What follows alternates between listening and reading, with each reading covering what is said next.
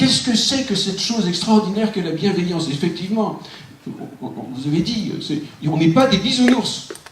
La bienveillance, ça consiste pas à dire « vous êtes formidable », bon, non.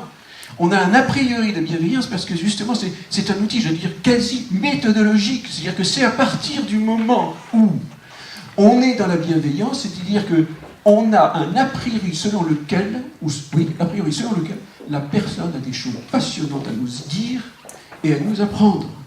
Voilà. C'est ça l'a priori de bienveillance, me semble-t-il. Et je crois qu'il faut peut-être le lier à quelque chose qui a été dit, mais peut-être pas assez pour le coup.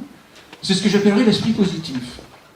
Alors c'est un peu, bon, il faut faire attention parce qu'il ne faut pas être positif tout le temps et systématique. Mais vous savez, les gens, ils viennent effectivement beaucoup avec leur souffrance. Et donc il faut leur réapprendre, il faut apprendre aux gens souvent, n'est-ce pas, à avoir un nouveau regard sur soi.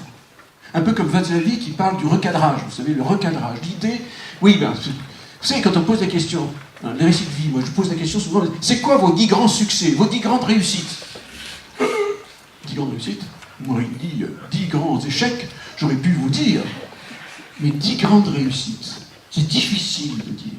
Ça suppose de faire un véritable travail sur soi, en disant, mais attendez, en général, on pose la première question, ouais, bon, je vais trouver une réussite, 2, 3, en me grattant la tête, je vais trouver 4, 5, bon, voilà. Et on rentre dans une dynamique. Et c'est ça qui est très important, c'est entrer dans une dynamique qui soit positive. Ça fait partie, me semble-t-il, précisément de l'esprit de la bienveillance. Parce que c'est plus facile de constituer un projet sur un capital de choses qui sont positives que sur la reconnaissance de tout ce qui ne va pas. Vous voyez ce que je veux dire?